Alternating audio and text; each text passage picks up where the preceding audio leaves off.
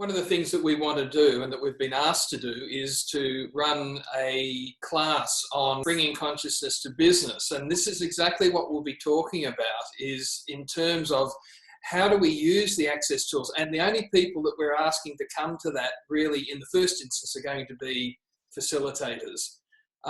And what we'll be doing there is to help people destroy the limitations that they've already put in place, that they know what business is, that they can't bring consciousness to it, or that they so desperately want to. But we can show them how it can be done in their own way that people are actually willing to receive, because we live and breathe it every day.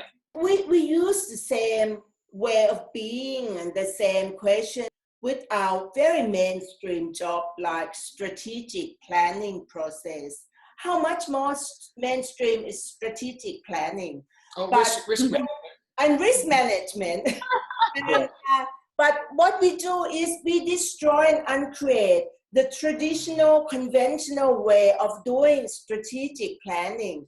Most people will spend days doing strategic planning and come up, and they will give you the answer and the conclusion that you're supposed to have. And with us in strategic planning, we do strategic awareness. Strategic awareness is about what's going on out there. How would this apply to you and your organization?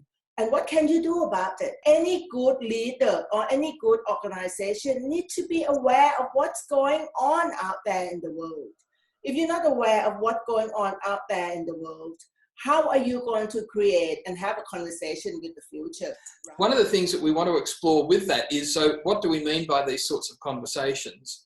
And what has the future got to do with it? Well, it's got everything to do with it.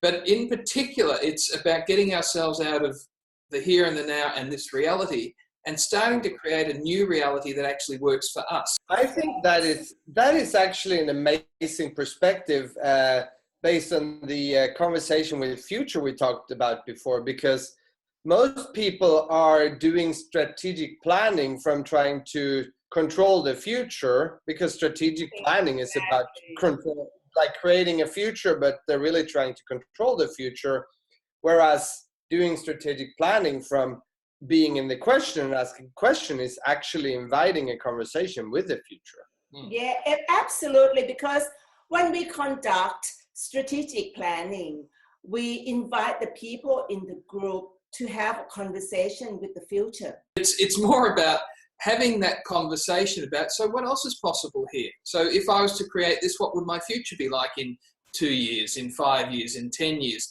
Those sorts of conversations we can have right now, but they're actually conversations with the future rather than trying to create from the past. So when we're talking about conversations with the future, we're talking about what if we were able to actually be aware of the threads of what the future might be. And we do forecasting the possibilities, not forecasting the future, forecasting possibilities. So we look at, what else is possible.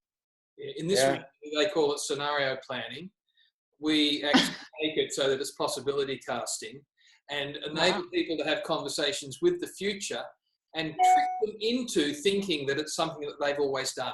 That whole thing you're talking about is just so inspiring, because strategic awareness is so different from the energy of strategic planning, like the energy of it. And also like strategic questions is just a totally different concept as well, because I just realized when you were talking, Shatisa, how in this reality, people think that they need to have a strategy with all the answers to be able to tell people all the answers for them to be able to do what they need to do for us to get there. So that's how we lead, whereas they don't realize that they can also lead by a question. And that's very, very just different. We invite people to be present with what is.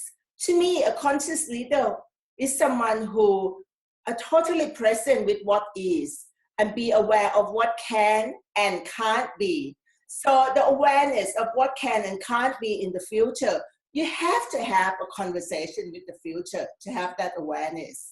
So when you are a conscious leader, you have to be totally present in the moment with what is going on out there in the world, and how are those things that going on out there in the world apply to me and apply to my business and apply to everything else around me, and what contribution can I be to actually use all of that to create different possibilities. So consciousness includes doing what works to be able to get there. And that's one of the great questions that really that we use all the time, particularly with corporates. Because if someone's starting to fight me and saying, no, that doesn't work, we can't do it. I said, well, look, what you're doing, does it work? And they say, yes, it does. I said, well, then don't change it. It's whatever works for you. If you are willing to look at other possibilities, continue with what's working, but also realize that there might be other ways of doing it that might actually get you there quicker, faster, whatever it might be, or it might just be fun to change.